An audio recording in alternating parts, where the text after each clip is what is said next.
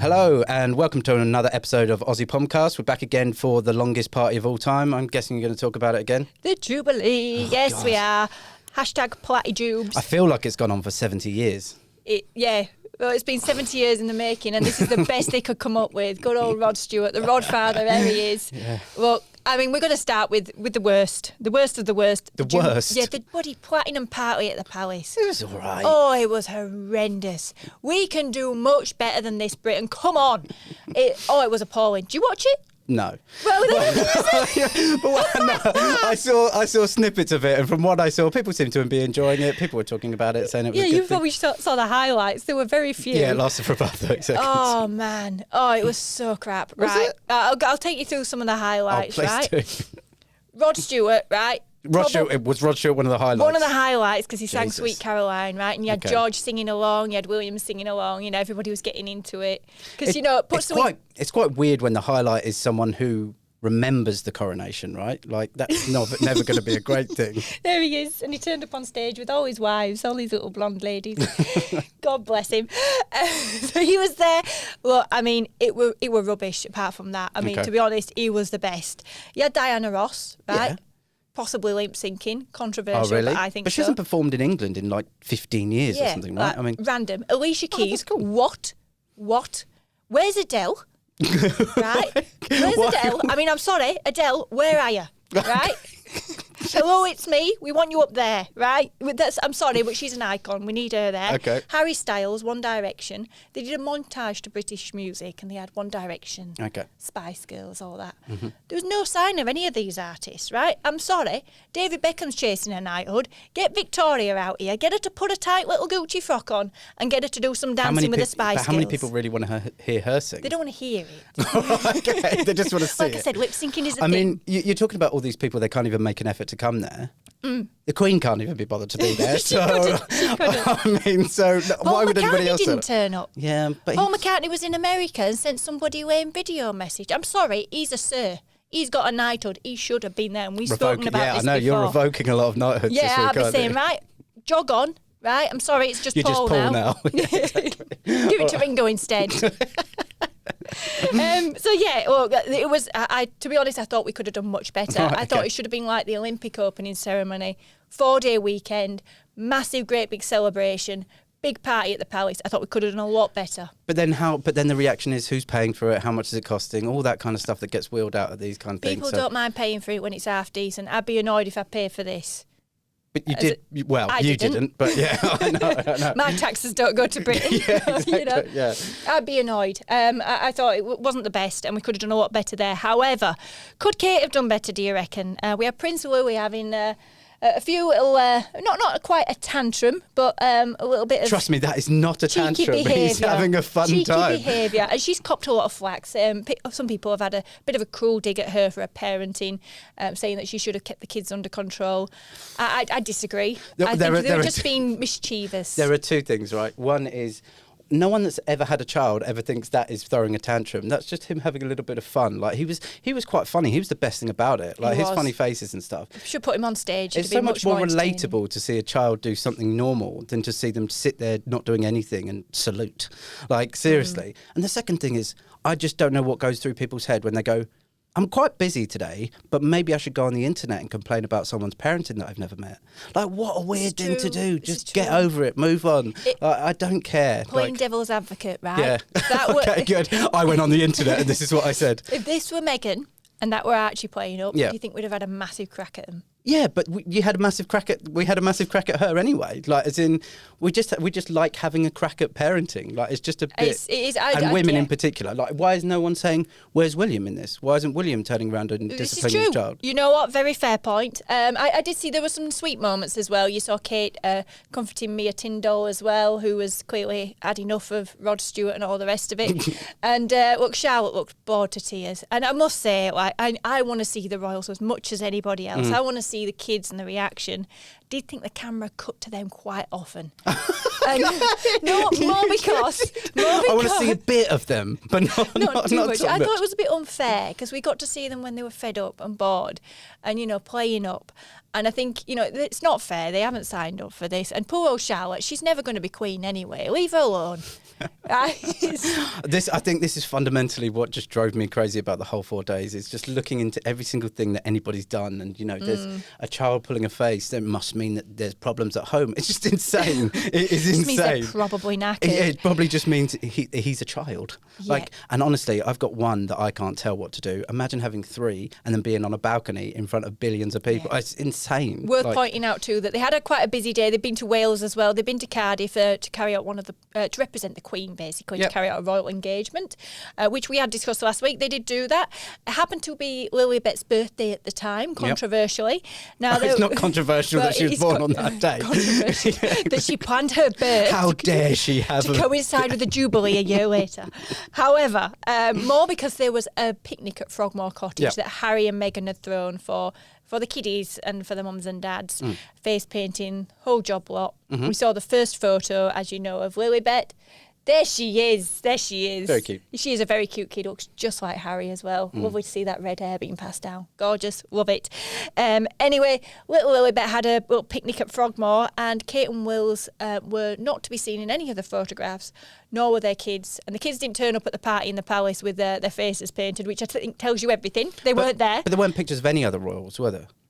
No, but there's talk that Zara and Mike turned up with their kids for a little while. Right. However, Kate and Wills were shipped off to Wales. So they kind of got an excuse, but there's talk that could be, a bit of a rift going on. And let's also talk about that moment. They turned up at St. Paul's together.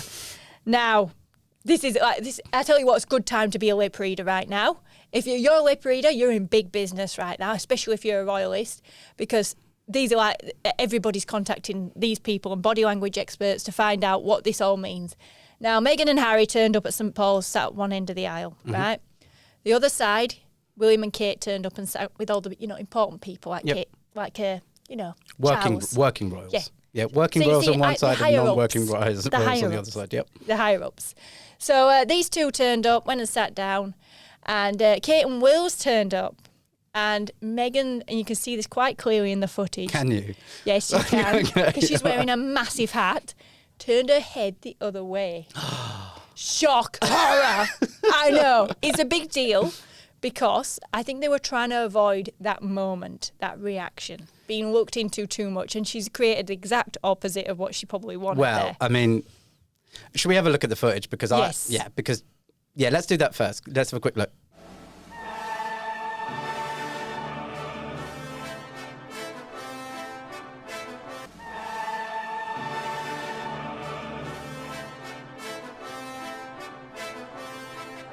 So, obvious, isn't it?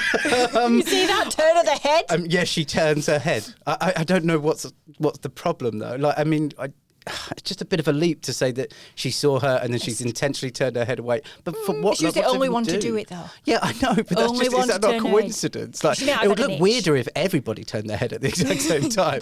Some sort of flash dance or whatever it's called. She might have had an itch. But, I like to think that it was a deliberate thing because, I work in the media and that's how we work. However, Kate was also seen facing in the direction of Meghan and Harry and mouthing the word wow. Yeah. So what that meant, or chow. I don't know. It wasn't chow. Or bow. It wasn't bow. Or It might have been, or you two, bow. Yeah, exactly. Or I really want some chow. She's just hungry. Maybe. Everybody gets hungry at St. Paul's. It happens. I just think all of this stuff gets so microscopic, and just leave them alone. I just can't. I mean, there's so much to unpack though. I know, but I think given that everybody thought that Meghan and Harry were going to try and pull focus, or there was going to be some sort of stealing of thunder, which never happened. They did it all very well. I thought they kind of disappeared when they needed to disappear, and they were there when they needed to be shown to be there.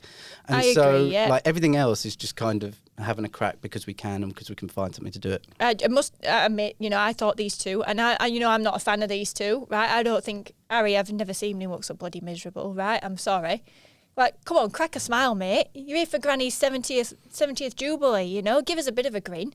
Not happy at all to be But clearly. if he grinned, maybe someone will be saying, Charles didn't raise that kid well enough. He needs to discipline him. He's grinning too much. He smiles too often. Well, I think they handled it quite well. I agree. They stayed out of the way, which is exactly what we wanted. Now, there was a bit of controversy, however, around their first meeting with the Queen. So there were no photographs of the moment Lilibet met the Queen for the first time, which I think we all expected that would be the photo for the birthday picture, not the picture of Lilibet on her own. However, there was talk that they actually wanted to bring their own photographers in, did Meghan and Harry. Yep. And which they did do for the ones that they released, right? Yes, it's yes, they've got their own professional photographer, their own baker, the whole shebang. Who hasn't? Yeah, I carry mine all over the place. We've got our own crew here. Look, they wanted to bring their own photographer. The Queen and the Palace said, absolutely no way, that's not happening. Speculation that they perhaps could have used that photo as part of their Netflix deal and used that moment to try and flog some more subscriptions on Netflix. Look, there we go. I mean, look, I think they've done the right thing, but it's very sad that it's a moment here. Like, it's a big moment, a historical moment that we're not ever going to be able to have any record of now. Well, I know, but it's also fine for them to have record of it, right? So someone's taken some private photos of the Queen getting to see Lilibet, and that's kind of all that really mattered, isn't it? So maybe they've got some private photos and they just have them at home.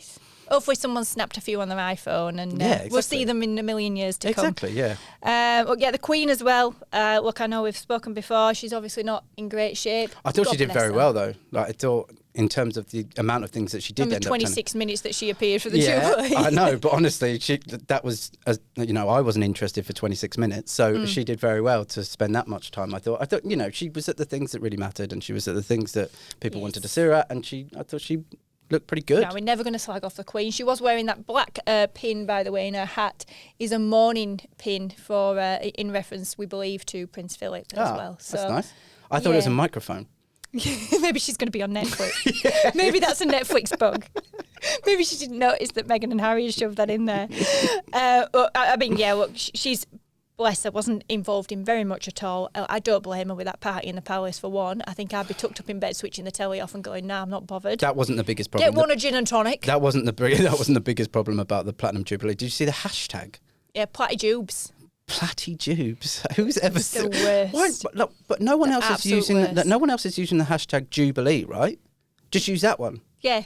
Or Platinum Jubilee, if you want to, I know, but there's extra characters. There's not another. There wasn't another. There's one every 10 years, basically. Like, there's no risk of being gazumped. Just use that one. Plattijubes. Who came? The people who say crimbo. Yeah, stop it. They're among those kind of people. Okay. Happy crimbo, guys. Oh, stop. Are they going hollybobs? I like hollybobs. Hollybobs is funny. Chillax. No, don't say that. Yeah. Interestingly as well, we have got a Queen there. She's very popular, obviously. No doubt got huge popularity after this weekend.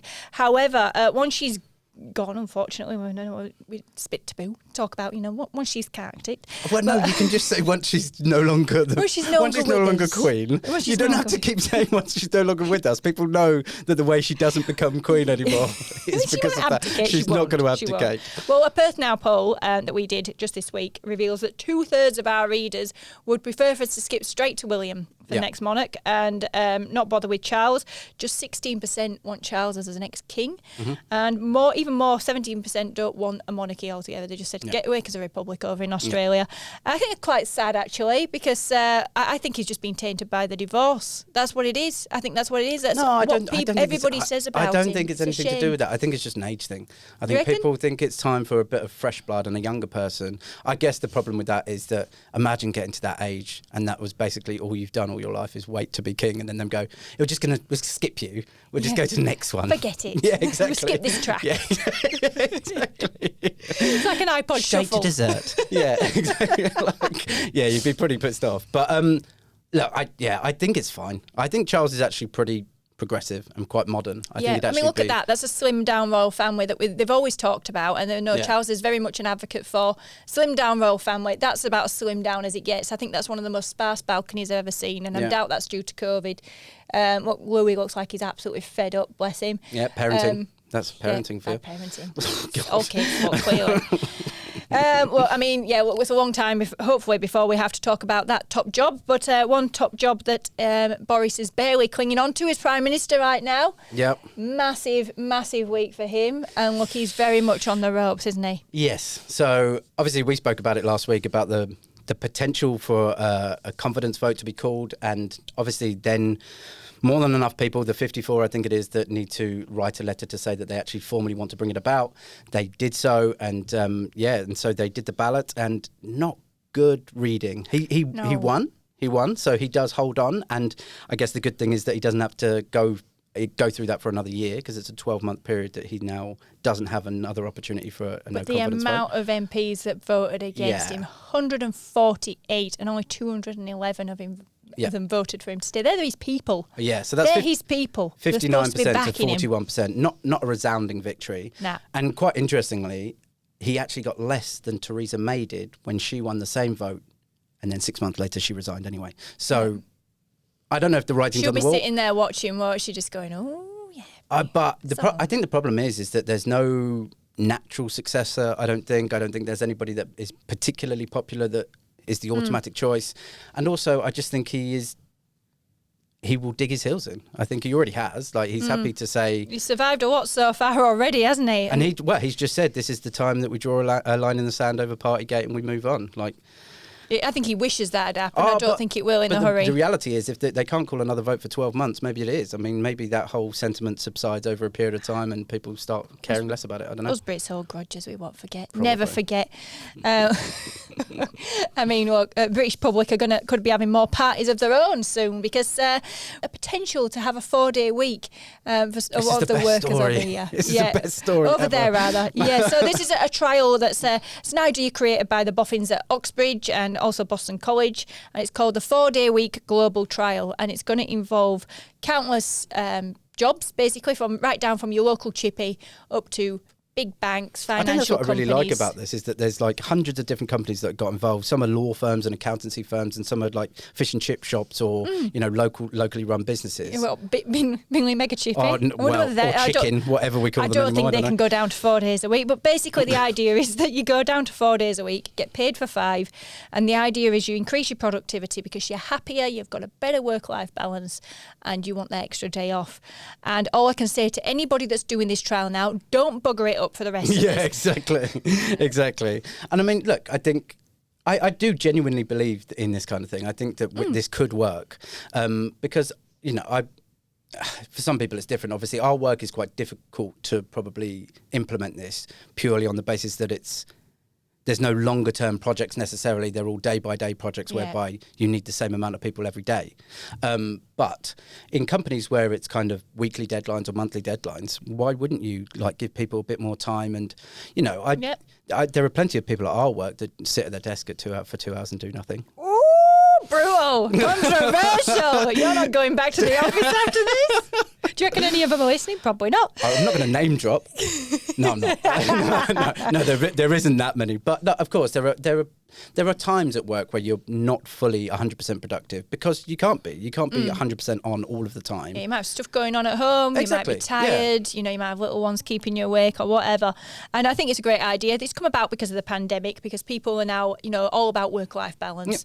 Yep. And this has been a millennial thing for a long time, but now I think more people are getting on board because COVID has just been an absolute shit show. Everybody's been quite miserable, and I think everybody's taken a good hard look at their lives and gone, you know what, do I need to work this hard? Exactly. And it's turned out, well, hopefully, potentially they don't. And potentially they can get their work done in fewer days, have a long weekend, because 2 days out of 7 isn't much, is it really? No. I think the 4-day weekend's probably done more to spur that along than the Jubilee. Yeah. Look, I think it's great. Like I said, don't bugger it up, guys. We want to hear nothing but positive feedback, and we want you all to get your work done so the rest of the world can do it. I know, but really great. Like, you often see kind of Finland or Sweden or people like that doing this, and everybody goes, yeah, but they always do cool stuff. Like, it's quite nice to see England actually try and do something interesting and try and do something that might actually change the way people live every day. Like, I really want this to work. I want this to work and happen here. It would be great, wouldn't it? It'd be absolutely fantastic. I think it'd also attract more people to a business. And it'd be good if you were more productive. Very hard to get staff. It'd be good if you were more productive. We're going to be if you're more productive. No, you specifically. Me? Yeah. Get lost. I carry you every week, mate. All right, talking of a productive day at work. Oh, wow. Let's talk about Mr. Dominic Robinson. Okay, very good. He's a diver. That's good. Yeah. He found a shipwreck, basically, of the Cornish Sea. And it's from World War One. It was a merchant ship that was sunk by the Germans. And interestingly, it contained... Interestingly, it contained 10,000 bottles of booze. And those bottles of booze have since been discovered. Yeah, and let's be frank about this. Like, whilst I think it's, a scientific, great discovery and archaeological, it's great, and marine life is 10,000 bottles of booze. Yeah, 10,000 bottles of booze. I want to know what happens to the 10,000 bottles of booze. Don't we all? And these divers have found heaps of random bottles. They reckon there's some still under the sand as well. They reckon they can see like glimmers of them. They're unable to touch them because this is considered like a historical site. You cannot go and just whip them up out of the ground. You're telling me they wouldn't want to sneak one? Totally would, right? Well, yeah. I mean, it is also 100 years old. I don't know how well it keeps. But, like, some of it could be corked. Some of it but what if there's that one bottle? Like, take a seat, penfolds, we got this. Like, just as it's absolutely like, can you imagine? But would you drink it? Would I? Well, yeah, but give it a go. But you'll probably I've tasted drinks that taste like seawater before. Yeah, I know, but I don't mean because of that. I don't mean will you just drink anything you find. I just mean because it might be worth something. Well, that's the thing. I think do you know what they do? They probably get a load of rich people around a table, wouldn't they, and do a special tasting. And then they get to tell the rest of the world. You have one and we'll keep the other 9,999. Yeah. Maybe. But, I think that'd be brilliant. I so hope they manage to dig that up because I so love to see what's underneath there. And you think, it's over 100-year-old bottle of wine or whatever. Gin. Yeah. We don't know how old it was Gin, when it got whiskey, on was that a thing? I don't know. Yeah. Was it a thing back then? Yeah. Gin isn't new. Yeah. It's not a new thing. No. I was today years old when I learnt that. But talking of history making. Oh, here we go. Segue and a half here. Woo! On your Wales. Yeah, well played to Wales. Hardest match ever as well in terms of imagine having to come up in a playoff against Ukraine where the rest of the world basically wants Ukraine to win. Yeah. With the exception of Russia. But everybody... It's like Eurovision all over again. But yeah, everybody, of course, wants Ukraine to win because they've had obviously such a horrific spell of things. But yeah, great for Wales. I mean, they haven't made a World Cup in 64 years. They've had a lot of great players come through their team that have never played in World Cups. Your Ryan Giggs, your Mark Hughes, your Ian Rushes. And so it's great to see. And obviously, as a Tottenham fan, we've got some links there, Ben Davies and obviously Gareth Bale. So yeah, I was really pleased to see them. I'm a bit worried now, though. They're obviously in England's group. This is it. So it's going to be. I tell you what, there's going to be some great atmospheres over in England, over around the World Cup. Oh, right. Yeah. You're going to go over for it. I'm in Qatar for it. Yeah. But you correspondent over there? Not correspondent. No, I'm not doing any work. 4-day week. Yeah, exactly. No, I will be over there, but I probably won't be going to some of the group games though because I couldn't get certain weeks off. But yeah, I'll probably go over there for the elimination game. So hopefully we've knocked out Wales by that point. But well, if not, we're all for Wales out. Yeah, exactly. Everybody's if Wales. Wales gets through and we don't, then yes, I'm Welsh. But yeah, no, I was pleased for them. I don't really feel the kind of rivalry that we have with Germany and Scotland with Wales because they've been pretty close and pretty unlucky for a long time. I think everybody wants to see Wales do well out of this. I mean, obviously England, but I want them to finish second in the group. Yes, which would be nice, wouldn't it? Fingers crossed. Well, I mean, I think that's pretty much us for this week. There's been a lot to unpack this week. Make sure you subscribe to us as well. It doesn't cost anything, I promise, and it helps support Just us. makes us look better in front of our mates. Yes, please. Thanks very much, guys. Ta-ra. Thanks.